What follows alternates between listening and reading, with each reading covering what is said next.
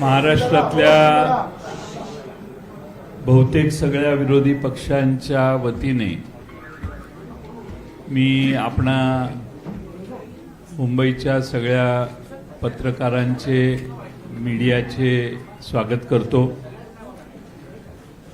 अपुऱ्या जागेमुळे ही जागा बदलून चव्हाण सेंटरला आणावी लागली आणि त्यामुळे आपलाही थोडासा गोंधळ झाला।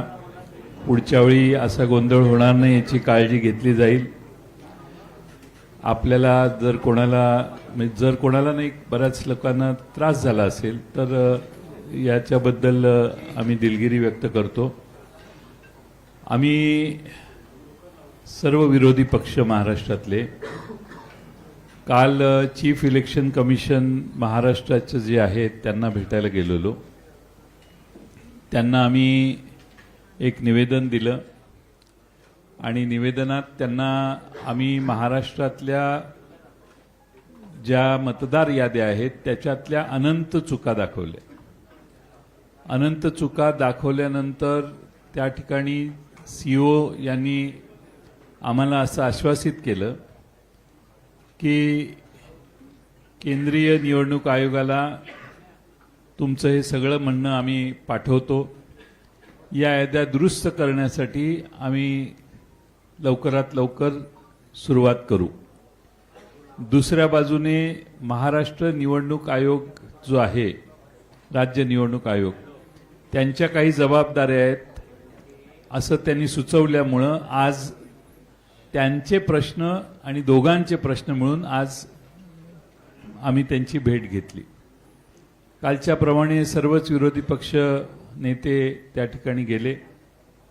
काही महत्त्वाचे एव्हिडन्सेस आम्ही दाखवले, काही पुरावे त्यांना दाखवले आणि त्या पुराव्याच्या सहित आम्ही आज त्यांना काही माहिती दिली।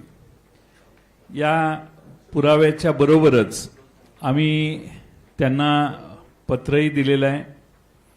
पत्र देत असताना मतदार यादीत मोठ्या प्रमाणात मतदारांचे पत्ते अपूर्ण चुकीचे घातलेले आहेत, घर क्रमांक चुकीचे आहेत, तसेच प्रत्यक्षात संबंधित व्यक्ती त्या मतदार यादीत नोंद आहे ती त्या पत्त्यावर राहत नाही।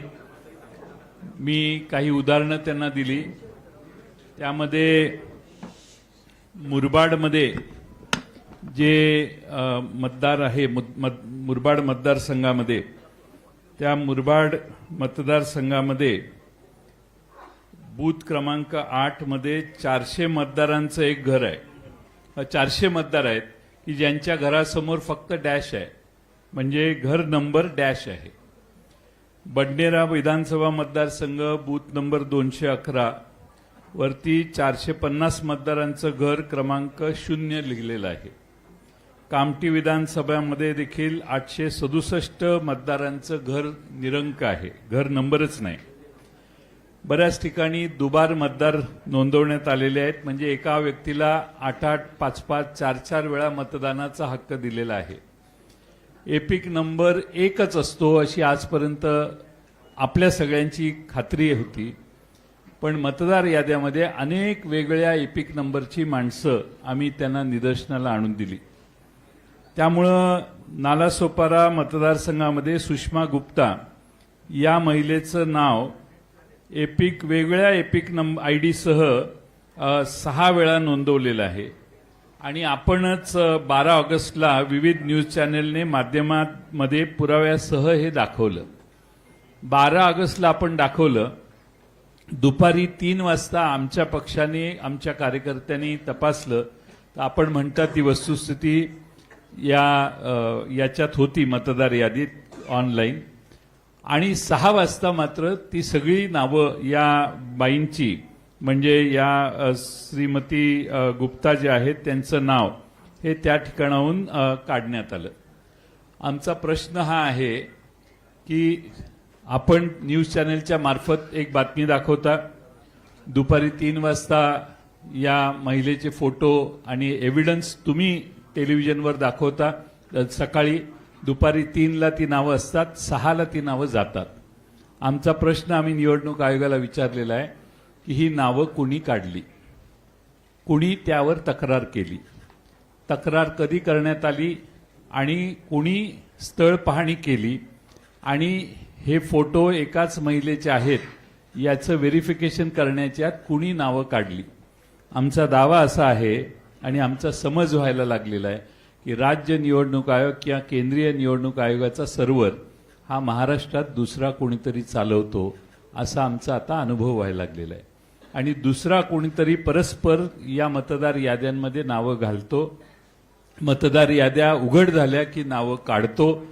राज्य निवडणूक आयोग असो किंवा केंद्रीय निवडणूक आयोग यांच्या हातात काही नाही आहे, कुणीतरी बाहेरच ही सिस्टीम ऑपरेट करतंय असा याचा अर्थ आहे. आम्ही त्याचबरोबर त्यांना हेही दाखवलं की एकाच पत्त्यावर अनेक नोंदणी आहेत. आता मध्य विधानसभा नाशिक इथं घर क्रमांक 3829 या घरामध्ये 813 मतदारांची नोंद आहे.